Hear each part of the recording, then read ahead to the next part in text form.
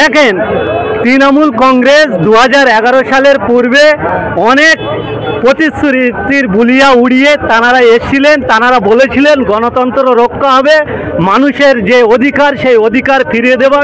আমি মানুষকে বোঝানোর জন্য একটাই কথা বলছি। এই 21শে জুলাই মমতা বন্দ্যোপাধ্যায় একটা প্রোগ্রাম করেন। কি প্রোগ্রাম? শহীদ দিবস। এই শহীদ দিবসটা কেন করেন? তিনি 1993 সালে রাইটার্স ঘেরাও করেছিলেন এবং তিনি বলেছিলেন যার ভোটার কার্ড থাকবে কেবলমাত্র সে ভোট দিতে পারবে, যার ভোটার কার্ড থাকবে না সে ভোটার হিসাবে গণ্য হবে না। সেই মমতা বন্দ্যোপাধ্যায় 1993 সালের বিরোধী দলনেত্রী ছিলেন। আজকের তিনি বাংলার মসনদে বসে রাজ্যের মুখ্যমন্ত্রী হয়েছেন। তানার দলের ক্যাডারদের হাতে যারা ভোটার কার্ড নিয়ে ভোট দিতে যান, এই মমতা বন্দ্যোপাধ্যায়ের দল তাদেরকে ভোট দিতে দেয় না।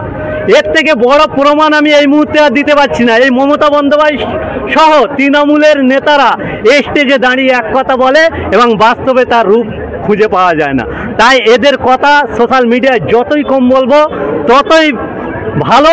কেবলমাত্র সাধারণ মানুষকে বলবো, আপনারা সংগঠিত হন, আপনারা জাগুন, আপনাদের প্রচেষ্টার মাধ্যমে তৃণমূলকে আপনারাই নিয়ে এসেছিলেন। আপনাদের প্রচেষ্টার মাধ্যমে এই দলকে যত শীঘ্রই প্রত্যাখ্যান করবে বাংলা সহ দেশের ভালো হবে বলে আমরা মনে করি। অনেক সিনেমায় দেখেছি যে কোনো প্রভাবশালী নেতা যখন কোনো একটা অপরাধ করে ফেলতো, আমরা দেখতাম যে যিনি অভিযোগকারী কোনো থানায় গেলে অন্য একটা থানায় পাঠিয়ে দেওয়া হলো। রিলের সিন আস্তে আস্তে রিয়েলে নিয়ে আসছে। আমরা দেখছি এই মমতা বন্দ্যোপাধ্যায় রিলের মানুষগুলোকে নিয়ে যেমন তৃণমূল কংগ্রেসে নিয়ে এসছে, তারা ওই রিলের ছবি দেখে দেখে আস্তে আস্তে রিয়েলে আনতে চাইছে। একজন অভিযোগকারীকে যদি কোনো থানা যদি অন্য থানায় পাঠিয়ে দেয়, সেই থানা আবার তার কাছে পাঠিয়ে দেয়। এই যে মানুষের একটা হেনস্থা, এই হেনস্থা কেন করছে এটা জানতে হবে। কার আঙুল হিলনিত এই চেষ্টা তারা চালিয়ে মানুষের হেনস্থা করছে, তাদেরকে চিহ্নিত করতে হবে। তাই অনেক সময় ধরে এরা সাধারণ মানুষের উপর নির্যাতন চালিয়েছে, সাধারণ মানুষ অতিষ্ঠ হয়ে পড়েছে। সাধারণ মানুষ আজকের সংগঠিত হচ্ছে এদের প্রত্যাখ্যান করার জন্য। বাংলার মানুষ জাত ধর্ম বর্ণ নির্বিশেষে সমস্ত মানুষ একত্রিত হচ্ছে।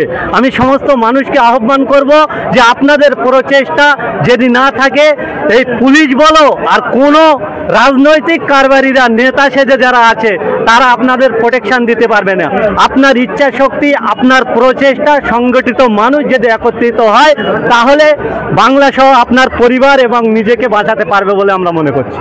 আমরা দেখেছি যেখানে এরকম নির্যাতিত হয় সেখানে টিএমসি নেতাদের নাম জড়িয়ে